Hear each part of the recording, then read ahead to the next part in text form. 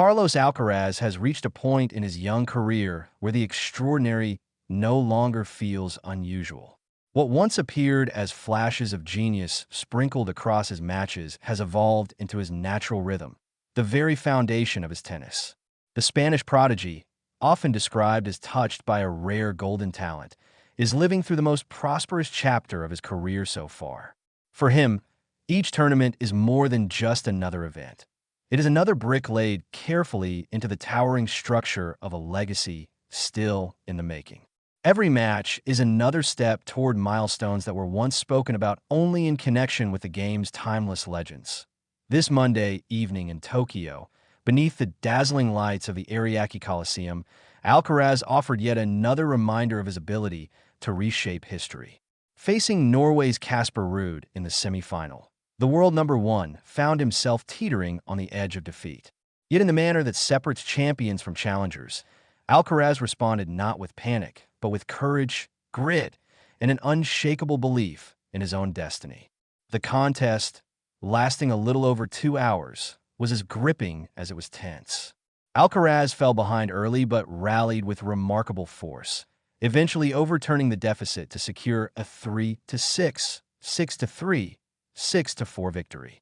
The triumph not only sealed his place in yet another final, but also extended his streak to an astonishing 9 consecutive finals in the same season.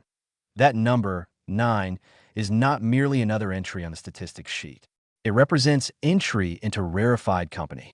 Since 1990, only the fabled trio of Roger Federer, Rafael Nadal, and Novak Djokovic have strung together such a run of consecutive finals. Now, Alcaraz's name rests alongside theirs, a clear indication that he is not only knocking at the doors of greatness, but is already inside the room. The win carried another significant milestone. It marked his 66th match victory of 2025, a new personal best for the Spaniard, surpassing the 65 he recorded 2 years earlier in 2023. Each win adds to a resume that, at only 22 years of age, already glitters with achievements that most players would dream of compiling over an entire career. The Tokyo campaign itself has been revealing, not just for the statistics, but for the narrative that unfolded. Alcaraz entered the tournament under the cloud of an ankle concern picked up in the opening rounds. For many, it was a question mark hanging over his fitness and prospects. For Alcaraz, however, it was yet another challenge to conquer. The semifinal clash against Ruud highlighted both the fragility of the moment and the astonishing resilience he carries within him. The opening set was far from his best, plagued by 15 unforced errors, mistimed approaches to the net, and lapses in concentration. He allowed Ruud to seize control. Calm and methodical, the Norwegian capitalized on every slip and became the first player in Tokyo to take a set off Alcaraz. Yet, as history has often shown, champions are not defined by how well they perform when everything flows smoothly, but rather by how they react when the tide turns against them. From the very start of the second set, Alcaraz's transformation was evident. Faced with a breakpoint in his opening service game, he executed a sequence of composed, high-quality shots to erase the danger. That moment became the turning point. With renewed clarity, he adjusted his tactics, extending rallies, curbing errors, and rediscovering his balance between patience and aggression. Ruud, for all his steadiness, could not withstand the pressure. Alcaraz's serve grew sharper, and across 4 straight service games, he lost just 1 point. The momentum had shifted decisively, and the set was soon his.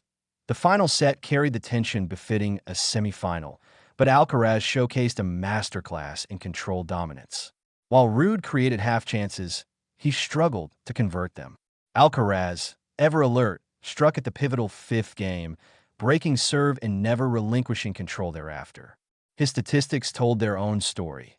11 aces, a first serve success rate hovering at 78%, and the demeanor of a man entirely at home under pressure. When the final point was secured, Alcaraz raised his arms, not in disbelief, but in affirmation of a destiny he continues to pursue with relentless consistency. Reaching the Tokyo final adds yet another jewel to his glittering 2025 crown. Already, he has claimed titles in Monte Carlo, Rome, Roland Garros, Queens, Cincinnati, and the U.S. Open. He has also reached the finals in Barcelona and Wimbledon, proving his versatility across surfaces and continents. This season, each competition has felt like another gallery exhibit in a museum dedicated to his triumphs. Since March alone, his record stands at a staggering 51 wins against only 3 defeats. Each of those rare losses came against elite opponents, yet each time he rebounded stronger, using the setbacks as fuel rather than anchors. The scale of what he is achieving becomes clearer with context.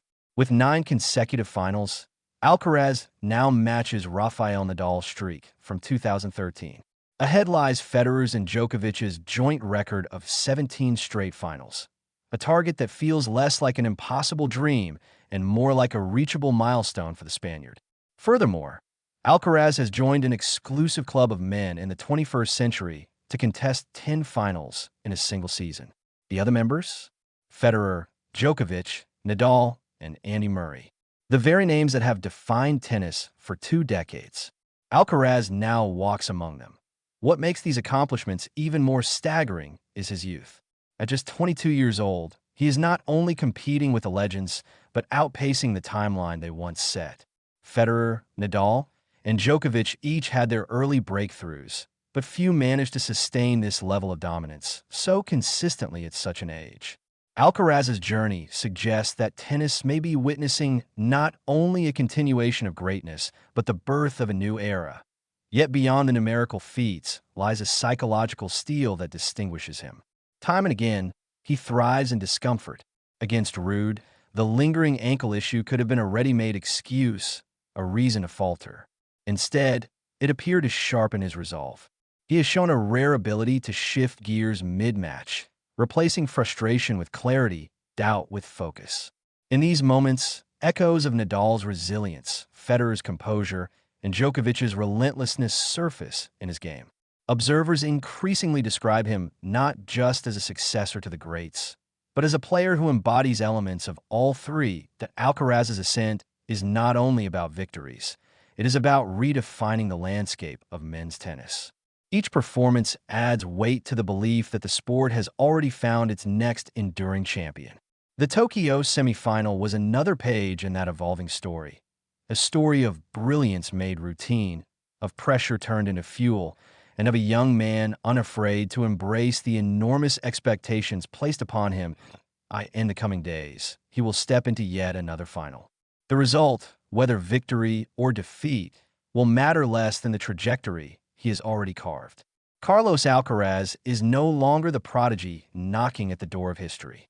He is the force shaping it, match by match, set by set, and point by point.